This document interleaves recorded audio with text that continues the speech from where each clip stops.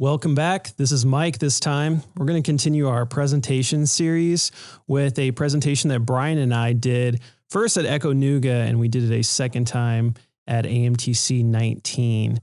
We initially had a podcast regarding this topic of transporting the prone patient, but with the surgence of COVID-19, transporting prone patients has been a hot topic, and many of our listeners have asked us for those resources. So we figured we would go ahead and post the audio of that presentation along with the slides and our references. So we hope in these moments of crisis, this will be beneficial for you.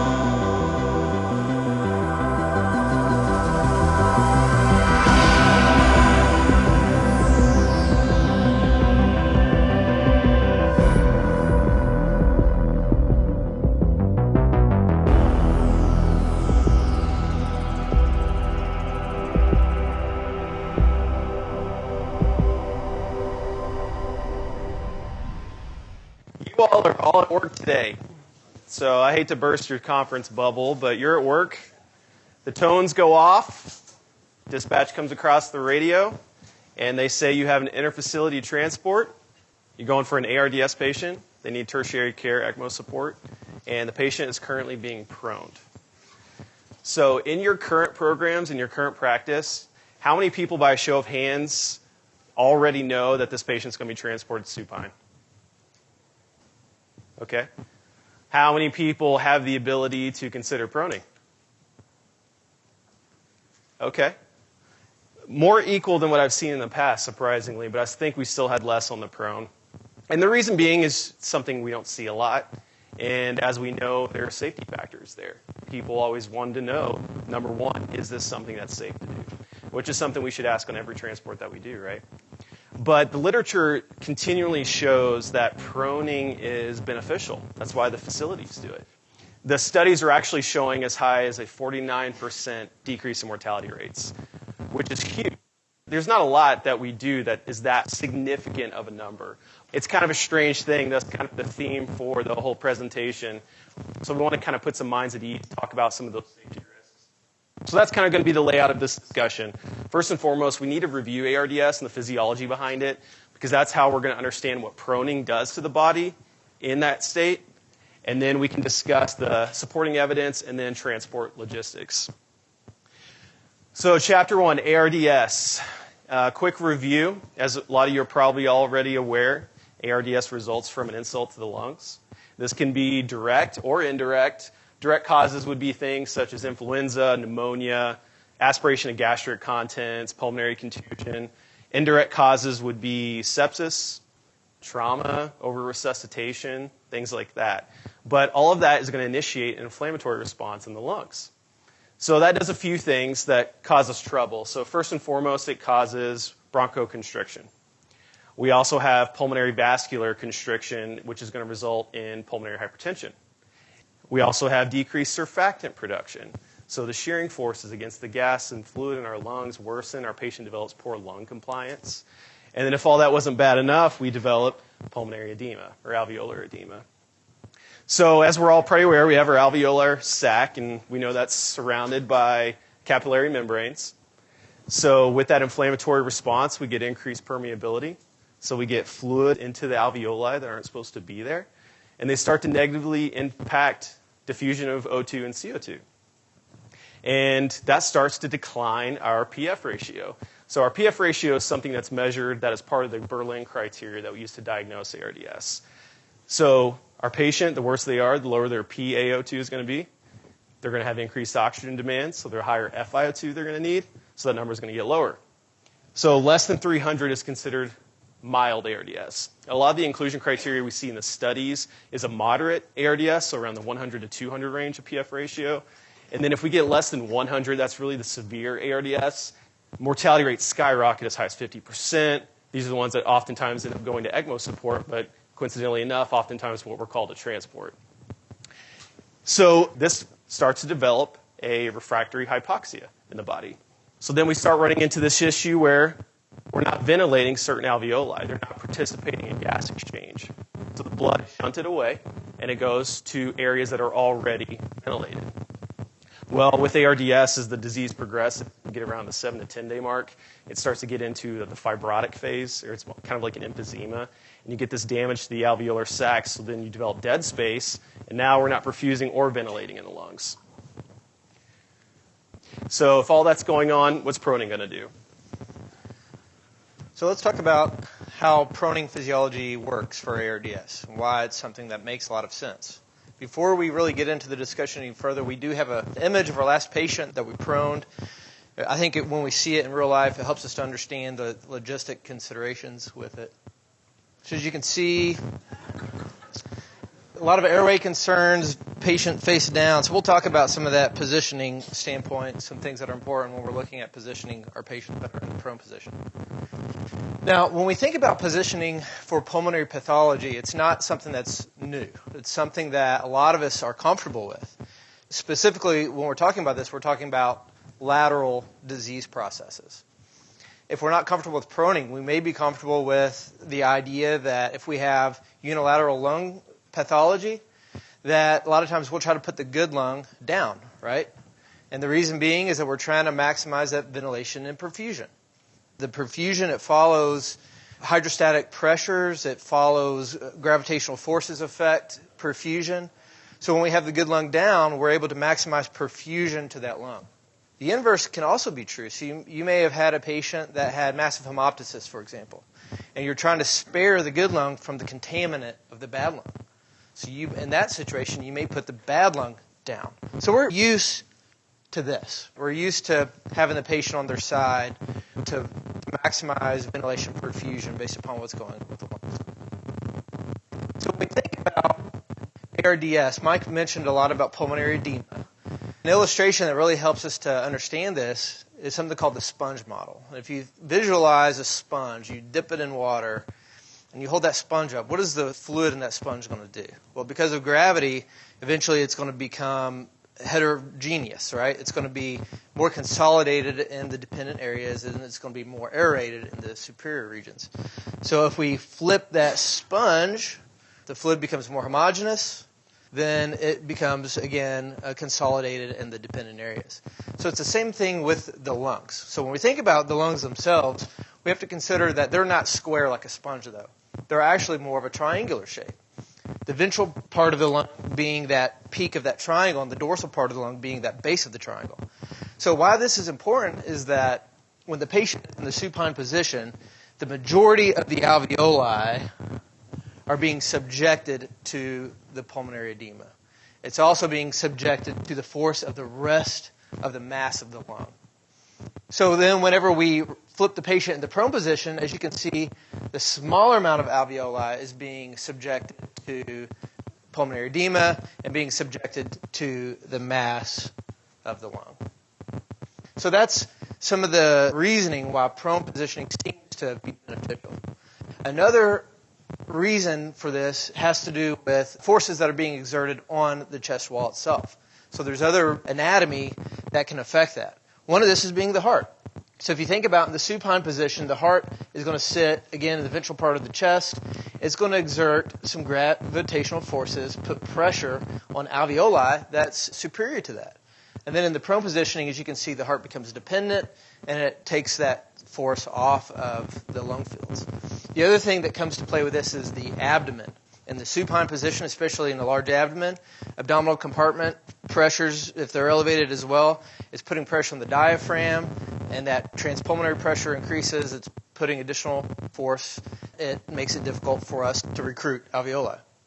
This is actually something that we do need to consider in the prone positioning. The prone positioning can help with the abdomen, but we need to consider that. One of the things we can do is put a pillow on the patient's chest, allow the abdomen to become dependent, and take the weight off the pulmonary fields. So what evidence is there for proning? There has been a lot of evidence that looked at proning, not a lot of it until relatively recently showed that there was any mortality benefit. A lot of studies did show that there was improvement in oxygenation. The problem is, with a lot of the data, was that it was done at a time when lung protective strategies were not commonplace. So a lot of the tidal volumes that were used in these studies were a lot higher than what we're used to now. ARDSNet came along. We're now using a lot more lung protective volumes. So even in spite of that, there was a meta-analysis that was done that looked at this previous data, and there was still a signal for improved mortality. But it wasn't until this was the Perceiva study that was done that really showed that there was a mortality benefit. And that was that statistic that Mike quoted at the onset. They saw a 49% decrease in mortality. This is it was a multi-center RCT that looked at patients with moderate to severe ARDS. They had patients with a PF ratio less than 150 for inclusion. There was 466 patients. Patients in the prone group, after 12 to 24 hours of conventional ventilation, they were prone for 16-hour sessions. And what they saw was that there was a definite decrease in mortality. There is very little that we do that has a mortality benefit like that. Now, any study has its weaknesses, and we would be remiss if we didn't talk about this and mention the weaknesses. Some of the weaknesses that we feel are present in this study: there was a large amount of patients that weren't screened for inclusion for whatever reason, so it makes you wonder if there was some selection bias.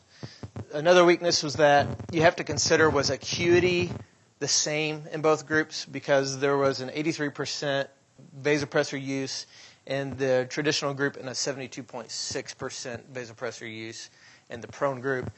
And as we know, with any good RCT, it's reproducible. And this has not yet been reproduced. So there are some weaknesses. The next study that we want to talk about, this is the Eolia trial. This actually is not a prone study. This is a VV-ECMO study. Again, this was an RCT. They were looking at VV-ECMO versus standard treatment. This study was actually discontinued early due to lack of benefit. But one of the things that came out of this, some of the discussion after the study, was that they found that only 59.4% of the patients that were in this study were prone prior to VV-ECMO. And this did occur after the Perceiva trial, so it does make us think, are we proning enough patients? These patients were the sickest of the sick ARDS patients, right? They were getting nitric, very advanced ventilation, and they were getting put on ECMO, and only 59.4% were prone. So it definitely makes us think, are we proning enough? And according to our experience, we are actually seeing an increase in that. When it comes to transport-specific studies, the fact of the matter is there's not a lot of data. And I think that's pretty common in our environment, unfortunately. But there are people that are trying to address this. We found two studies, most recent. The 2016 study, they did 7 transports. So we're talking very small patient group, right? The fact of the matter is these aren't frequent. Again, our program, we implemented some of this education because we were seeing an increase in frequency of these transports. But still, you're only talking about a handful a year. So there's not a lot to pull from. But in this 2016 study, they looked at 7 patients. They transported 6 by rotor wing, 1 by ground. And all were done safely without any adverse events, defined by cardiac arrest, tube dislodgement, things like that.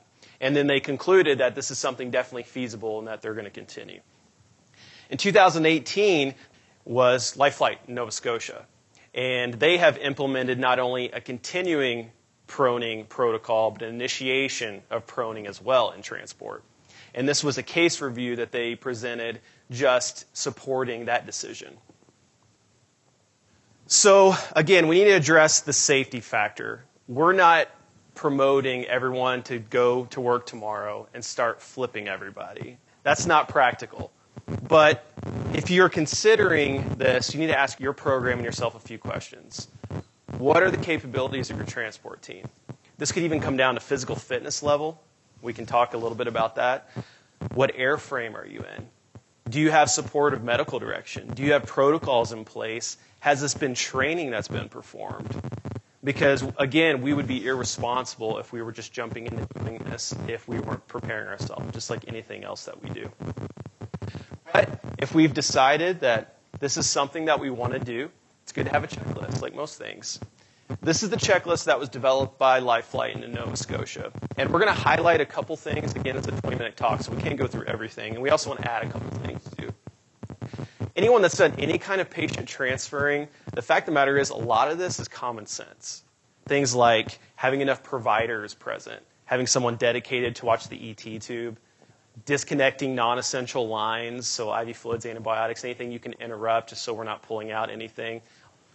But there's a few things that get missed. So when we're talking about positioning, a lot of people may think that when we're talking proning, they're thinking arms down in a neutral position, face forward. And they do this a lot in the OR, and they'll use what's called an anesthesia pillow. It's like a foam pillow that keeps the patient's head slightly elevated, and you can run your ET tube down either side. Sometimes that requires, we know ET tubes can be a little rigid, so sometimes you have to put a flex elbow in your ET tube. And especially in a patient like this, we know anything we enter into our circuit is going to add more dead space. So definitely something to consider. But if your patient's not any spinal precautions, we really like to promote the lateral turning of the head. So not only the turning laterally, but towards the provider, depending on your airframe. Obviously, that's going to vary. But that allows you a few things. It allows you to assess the oropharynx. You can see your ET tube, make sure it hasn't migrated. You can have access to your OG tube. It's easier to pass your inline suctioning catheter. There's a lot of benefits to that. And you can also do what's called a full swimmer position, which is when your head's turned and your arm is up like this. So I don't know about you all, but when I sleep, I don't sleep like this. It's very uncomfortable. It's more anatomically correct to be in a position like that. And that will also allow you a couple things. If they have like a radial art line, you could have easier access to that. If you have some essential lines that are in that extremity, you could keep that above the patient's head. So when you're rolling, they're less likely to go underneath the patient. So there's some benefits to that. Some things that get missed are things like ear folding. We're thinking, this big person, worried about all these lines, and we're not thinking about what's getting compressed. It only takes about 15 minutes to start developing ulcerations. As we all know, these nosocomial infections are huge in the hospital system. It extends hospital stays. So we're trying to avoid things like that. So making sure we're not getting any ear folding. If it's a male especially, positioning of the genitalia. Those are very common places that are getting missed. So definitely another reason why it's good to have a checklist. And one last thing is the corneal abrasions. So especially if you're doing the face forward, the pressure on the eyes, you can cause damage to the cornea, so it's good to tape the eyes closed if you can. So another common concern is, okay, what about chest compressions? Well, the fact of the matter is CPR in transport, as we all know, is difficult. Sometimes you can't even do adequate chest compressions. If you're in a critical phase of flight, you're not even going to be doing chest compressions. But it's still something we need to talk about, especially when our patients are this critically ill. It's a possibility. Now, with Prosiva, the group that was proned had less events of cardiac arrest. Now, that may lead us to the conclusion that maybe if we continued proning, we would be less likely because we would be better oxygenating that patient. So when we're talking about what you would do in this event, this is one of the biggest concerns that we had in our program. People say, well, what happens if we have to do CPR? What can we do? So we came up with a method. Now, it's going to be very dependent on your airframe. We fly on an EC-145. So we have the ability, depending on how big our patient is, where we can actually flip the patient back over in flight. Again, it's going to be limited. There is some evidence to actually do CPR in the prone positioning where you're actually doing chest compressions on the thoracic spine.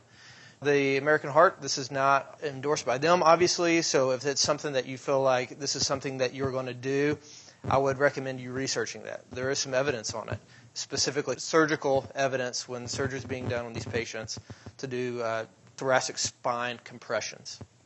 But for us, what we looked at was a way to set this up. So this is a little video we put together of how to do it. What we found is a good way is taking a full sheet, only having half of the sheet under the patient, having the other half of the sheet kind of tucked in so that you can use it if you had to flip the patient over. Essentially what you'll do is you'll pull that sheet out and you'll sandwich the patient and use it to flip the patient. And you'll see here in a second how that works. We're used to having the double folded sheet, so all you have to do is open it up wide, put half of it on the cot. So as you can see, Mike is going into cardiac arrest. The other thing is, too, with these, you're having to unbuckle, so you have to consider about safety risk, too. But in this event, if you decide that this is going to be your program, this is going to be your way you all are going to handle this, and it can be done, as you can see, I untuck the sheet, use it to sandwich the patient. I can easily lift, turn, slide him back over, and start CPR. So it can easily be done. It's going to be dependent on how big your patient is, how strong your provider is. So there's a lot of variables, but it is something that can be performed. So we wanted to demonstrate that for you. So just to conclude, we really feel like the evidence and hopefully this talk has helped you to realize that proning does improve oxygenation. As we talked about, a lot of data does support that. Proning probably improves mortality based upon the Perceiva trial. And proning can be transported safely as long as you're considering all of the logistics that you have to consider and you train effectively.